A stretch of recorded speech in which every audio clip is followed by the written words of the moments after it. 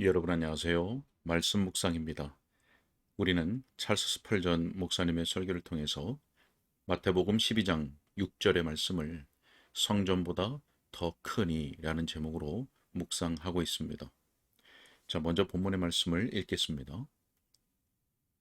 내가 너희에게 이르노니 성전보다 더 크니가 여기 있느니라.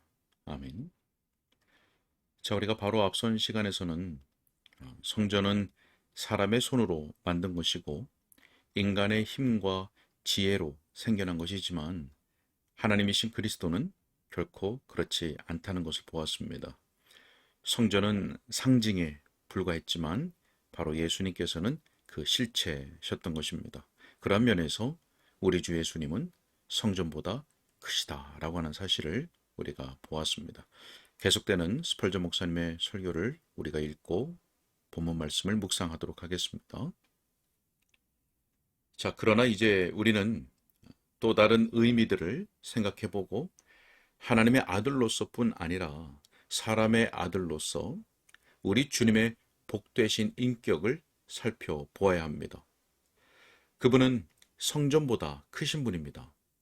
왜냐하면 그분은 더욱 영광스러운 신성을 지니신 분이기 때문입니다. 성전은 하나님의 집이기 때문에 모든 건물들보다 위대하였습니다.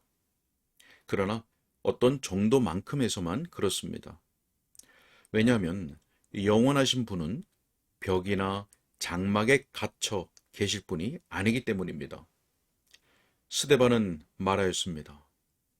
그러나 지극히 높으신 이는 손으로 지은 곳에 계시지 아니하시고 선지자가 말한 바 주께서 이르시되 하늘은 나의 보좌요 땅은 나의 발등상이니 너희가 나를 위하여 무슨 집을 짓겠으며 나의 안식할 초소가 어디냐 이 모든 것이 다 내 손으로 지은 것이 아니냐 함과 같으니라. 사도행전 7장 48절로 50절의 말씀입니다. 자, 말하자면 스데반이 성전을 단 한마디만 언급했다는 것이 얼마나 주목할 만한 일입니까? 그는 한 문장 속에서만 솔로몬이 그를 위하여 집을 지었느니라고 언급합니다. 마치 그 환경에 대해서 강조할 필요가 없다는 듯이 말하고 있습니다. 성전이 세워진 순간부터 이스라엘 내에서 참된 신앙이 기울어지기 시작하였다는 것은 우리가 주목할 만한 일이며 이교도 우상들의 가증스러운 사당들이 거룩한 땅에 세워졌다는 것 또한 놀라운 일입니다. 허락된 의식의 영광마저도 신성한 종교의 치명적인 해가 되었습니다. 참된 것을 화려하게 섬기면 거짓을 섬기는 대로 넘어가는 일은 아주 쉽습니다. 하나님께서 다윗의 시대에는 장막에 거하셨는데 그때가 보배로운 돌로 아름답게 장식하고 순전한 금으로 입힌 큰 집에 법궤가 거하던 때보다 훨씬 더 번성하였습니다. 아직도 지성소 안에서 주 여호와께서 그분 자신을 특이하게 나타내셨고 시온산에 서 있는 그 성전에서 제물과 제사와 헌물을 드렸는데 그것은 하나님께서 거기 계셨기 때문입니다. 우리는 자주 지성소에 하나님이 계시다는 것이 대제사장에게만이 아니라 모든 사람들의 믿음에 있어서 중요한 문제라는 사실을 자주 잊습니다. 1년에 한 차례씩 대제사장이 그 두려운 휘장 안으로 들어갔습니다. 다른 어느 누구도 그 거룩하게 구별된 영역 속으로 들어가지 못했습니다. 오직 대제사장만이 1년에 한 번씩 들어갔을 뿐입니다. 여호와 하나님을 그렇게 임시적으로 상징화시킨 지성소가 신성의 참 거처이신 우리 주 예수 그리스도와 한순간도 비교되지 않았습니다. 왜냐하면 그 안에는 신성의 모든 충만이 육체로 거하시기 때문입니다. 여러분, 이 문장은 얼마나 신비롭습니까? 성령님께서만이 그 함축된 말씀을 한 문장으로 표현하실 수 있었습니다. 그 안에는 신성의 모든 충만이 육체로 거하시고. 자, 고린도후서 5장 19절에서는 이렇게 말씀합니다. 곧 하나님께서 그리스도 안에 계시사 세상을 자기와 화목하게 하시며. 여러분, 그리스도 안에서 신성이 아무도 접근할 수 없게 나타나지 않았습니다. 왜냐하면 우리가 자유롭게 예수님께 나아갈 수 있기 때문입니다. 탁월한 영광 가운데서 한 음성이 들려 우리더러 몸을 그대로 입고 하늘의 은혜의 보좌 앞으로 나아가라 명합니다. 우리는 참 시은좌이신 예수님께 아무리 자주 또 아무리 오랫동안 나아가 있다 할지라도 괜찮습니다. 속죄가 우리에게 주어졌습니다. 성전의 휘장, 말하자면 그리스도의 육체가 찢어졌습니다. 이제 우리는 그리스도 예수님 안에서 담대하게 하나님께 나아갈 수 있습니다. 참으로 제가 하나님을 생각할 때 곧 예수 그리스도 안에서 성육신 하나님, 사람들 중에 거처를 정하신 그 하나님을 생각할 때 여기에 성전보다 큰 이가 있느니라, 이 말씀이 얼마나 놀라운 진리인지 더욱 느끼게 됩니다. 자, 그 말씀의 또 다른 의미는 이것입니다. 우리 주님께서는 성전보다 더 충만하게 진리를 계시하십니다. 성전은 우리가 지금 낱낱이 다 말할 수 없는 수많은 진리를 가르쳤습니다. 성전에 속한 하나하나가 다 풍성한 의미를 갖고 있었습니다. 어떠한 의식도 그 나름으로 정해진 교훈을 갖고 있지 않은 것이 없었습니다. 하나님의 성령께서 그리스도를 나타내기 위해서 거룩하고 아름다운 집에 예표들을 세워 놓으셨다면 이스라엘은 장차 올 좋은 일에 매우 분명한 암시를 가지고 있었던 것이 틀림없습니다. 그런데도 성전에는 예표 이외에는 아무것도 없었습니다. 거기에 그 예표가 가르치는 실체가 없었습니다. 염소와 황소의 피가 있었으나 죄를 없이 하는 속죄는 없었습니다. 금향로에서 피어 올라가는 거룩한 연기가 있었으나 율법을 위대하게 성취하신 분의 향기로운 공덕은 없었습니다. 7가지의 촛대가 있었으나 하나님의 성령은 아직 주어지지 않았습니다. 거룩한 떡상에 진설병이 쌓여 있었으나 영혼을 위한 안식은 그 고운 밀가루 속에서는 발견될 수 없었습니다. 성전에는 예표들만 있었습니다. 그러나 그리스도께서 성전보다 더 크심은 그리스도 안에 진정한 실체들이 있기 때문입니다.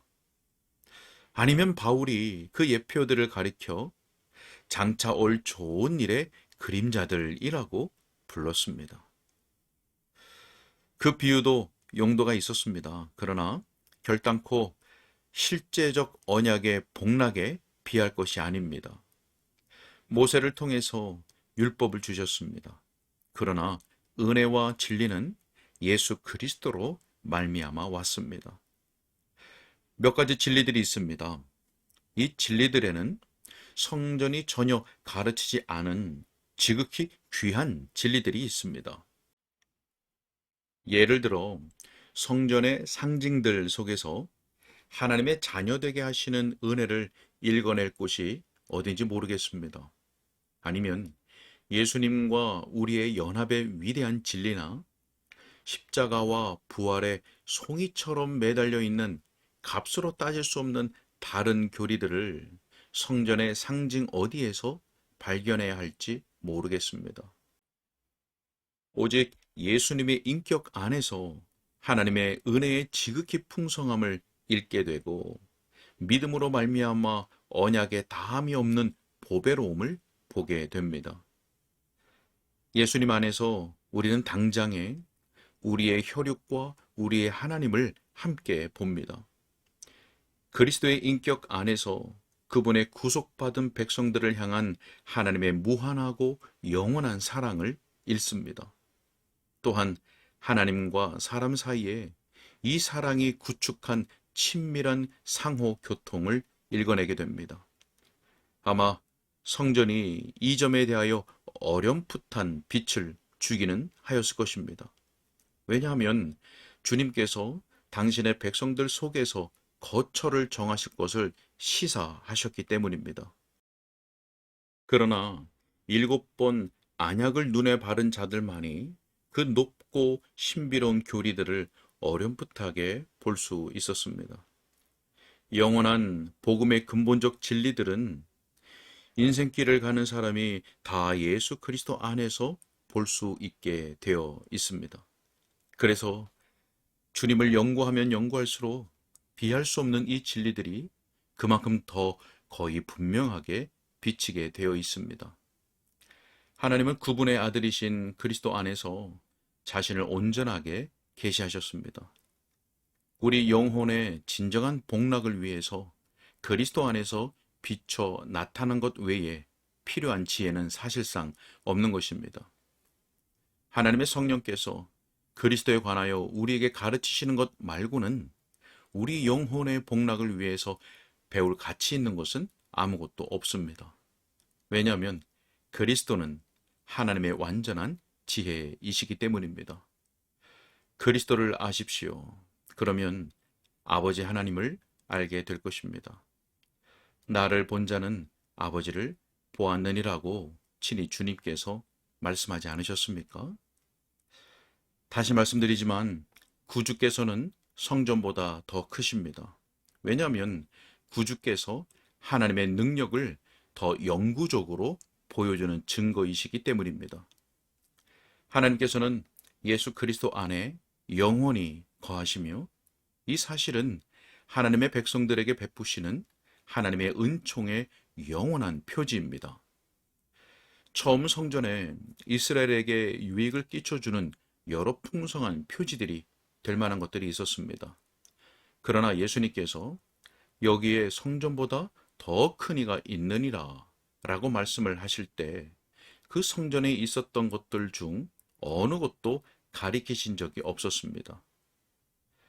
주님께서 두 번째 성전이라고 부를 수 있는 헤롯의 성전을 쳐다보고 계셨습니다.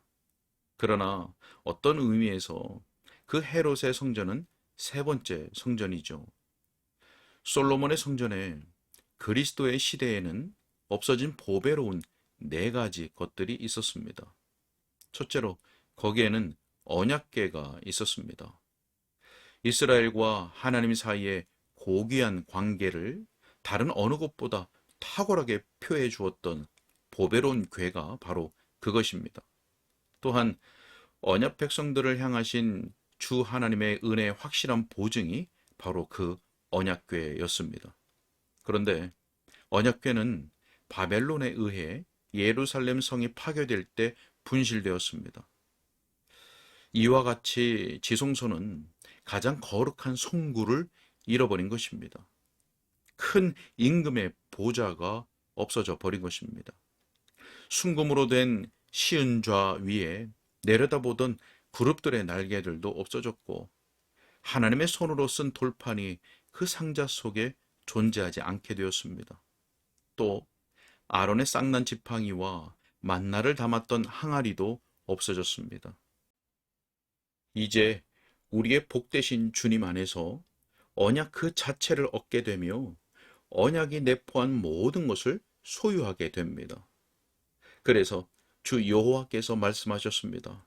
보라, 내가 그를 만민에게 증인으로 세웠고 만민의 인도자와 명령자를 삼았나니. 우리 주님의 피는 언약의 피입니다. 우리 주님을 백성의 언약, 이방인의 빛으로 주신 것입니다. 예수 그리스도께서 하나님과 그 구속받은 백성들 사이의 언약이십니다.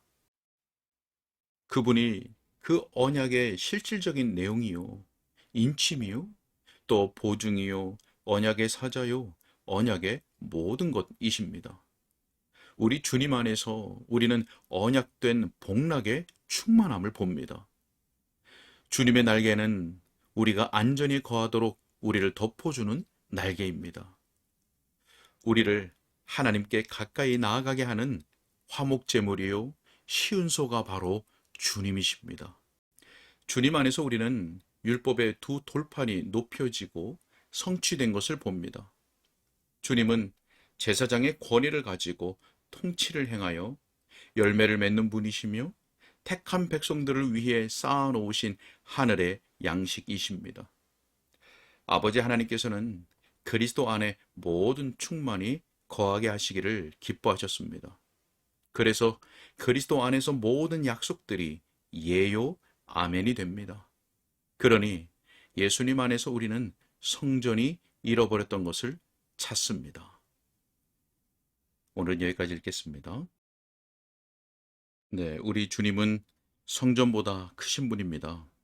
왜냐하면 주님은 더욱 영광스러운 신성을 지니신 분이시고 성전보다 더 충만하게 진리를 계시하시기 때문입니다.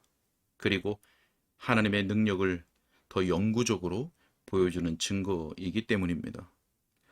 하나님께서 그리스도 안에 계시사 세상을 자기와 화목하게 하셨습니다. 그리스도는 성육신하신 하나님이십니다. 대제사장만이 1년에 한 번씩 지성소에 들어갔지만 우리는 자유롭게 예수님께 나아갈 수 있을 뿐만 아니라 그리스도 안에서 담대하게 하나님께로 나아갈 수 있습니다. 모세를 통해서 율법을 주셨지만 은혜와 진리는 예수 그리스도로 말미암아 왔습니다. 우리 주님의 피는 언약의 피입니다. 우리는 주님 안에서 언약의 복된 은덕들을 풍성히 누리게 됩니다. 주님께서 바로 시은소이신 것입니다. 오늘도 하나님의 아버지께서 주 예수 그리스도 안에서 성령을 통해 주시는 영적 은혜와 유익들을 풍성히 경험하고 또 누리는, 그래서 성삼위 하나님께 영광을 올려드리는 복된 하루가 되시길 주님의 이름으로 축복합니다. 기도하겠습니다. 살아계신 하나님 감사합니다. 우리에게 하나님의 능력이시요 하나님의 완전한 지혜이신 그리스도를 보내주신 것을 감사합니다. 오늘도 우리 주 예수 그리스도를 통하여 은혜의 보좌 앞으로 나아갑니다. 그리스도 안에서 주시는 지극히 풍성한 은혜를 허락하여 주시고 주 안에서 얻는 평안과 위로와 확신 가운데 살아가는 오늘 한 날이 되게 하여 주옵소서. 감사하고 예수 그리스도 이름으로 기도하옵나이다. 아멘.